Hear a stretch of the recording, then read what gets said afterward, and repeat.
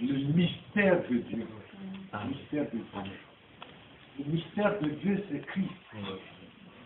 Dans Colossiens, il a dit le mystère de Dieu, savoir Christ. Amen.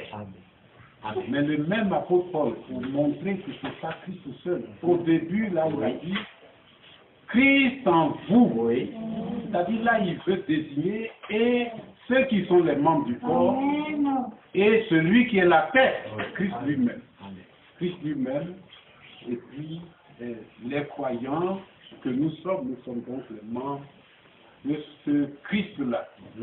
Vous pouvez lire également cela en 1 Corinthiens chapitre 12, à partir du verset 12. Alléluia. 12, verset 12 et suivant. Parce que ce corps, ce que le Seigneur a introduit là, eh bien, c'est par le baptême du Saint-Esprit. Amen. Introduit dans ce corps. C'est quelque chose de tout particulier, le Seigneur.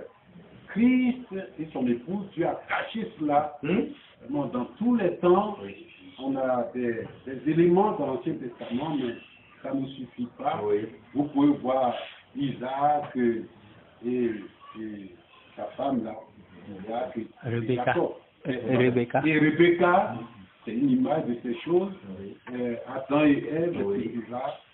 Mais vraiment, c'est dans le Nouveau Testament que l'Esprit a fait, a dévoilé les choses pour faire comprendre ça aux croyants.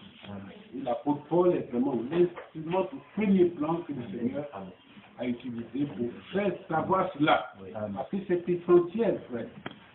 La chose est telle que, une importance telle que, au temps de la fin, il dit, quand le septième sonnera sa trompette, le mystère de Dieu. Il s'agit de Christ et du corps. Christ comme la tête, évidemment, Christ lui-même fait partie de ce corps. Mais quand il dit Christ, c'est lui le chef, c'est lui la tête et le reste du corps. C'est cela, frère de sœurs. À la fin, c'est ça qui doit être vraiment pleinement manifesté. Il va manifester parce que après que le septième ange a crié, a sonné de la trompette, il faut que cela arrive. Il faut que cela arrive. C'est toutes ces choses-là que vous voyez. Vous voyez. Et c'est à cela que ceux que le Seigneur a appelés, les gens tels que Frère Franck et d'autres serviteurs de Dieu également, eh bien, ils travaillent et ces choses vont s'accomplir et sont en train de s'accomplir. Frères et sœurs, qu'aucun ne ressemble à l'autre, à Ésaü, qu'il soit profane, Au secours, c'est débauché, frères et sœurs. C'est fini avec ça. Jésus-Christ est du ciel. Alléluia. Il le dit dans Jean. Il vient du ciel. Mais nous aussi, nous venons du ciel. Nous venons du ciel. C'est vrai qu'on a transité par la terre. Comme lui aussi, c'est la même chose. Mais pour finir, pour reconnaître que on était sur la terre, c'était provisoire. On était des voyageurs, des étrangers. Et que nous, notre cité, c'est là-haut. C'est dans le ciel. Donc, le monde est moins important pour nous. Je ne sais pas pourquoi chaque fois qu'on se retrouve, je dis quelque chose de ce morceau-là. Le monde, la convoitise des yeux, la convoitise de la chair et l'orgueil de la vie, où toutes ces choses, c'est le monde. C'est le monde. Il ne faut pas que le monde ait de la place pour nous. Non. Laissons cette place à notre Seigneur, à la parole, à son règne, à la personnelle. Je voudrais encore une fois dire un mot de prière. Vraiment, si tu nous remplissais du Saint-Esprit, qui est aussi l'esprit de révélation, si tu pouvais, mais si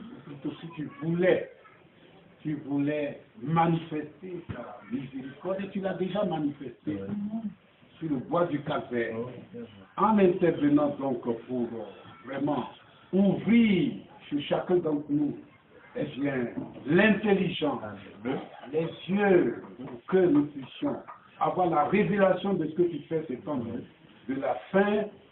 Vraiment, ce serait le plus grand plaisir pour nous, Seigneur. Et c'est le désir le plus profond de notre cœur.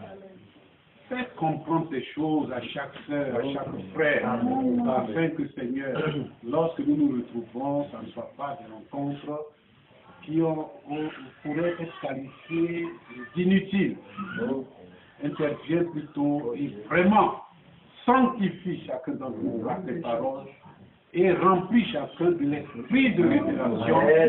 Que nous saisissions cela pour faire vraiment la route, faire le chemin avec toi jusqu'à destination.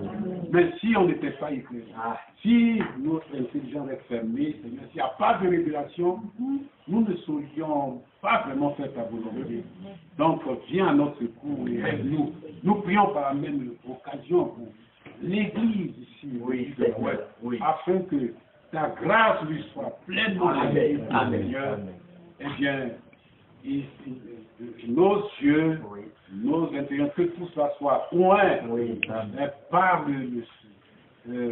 l'onction du Saint-Esprit et que chacun d'entre nous puisse être vraiment acquis. Nous te prions donc pour chacun d'entre nous, donc pour toute l'Église, afin que, Seigneur, tu apportes le secours à cette Église et que secours ta volonté parfaite également soit faite parmi nous. Seigneur, écoute-nous, reçois toutes les louanges, reçois notre reconnaissance. Au nom de Jésus. Amen. Amen.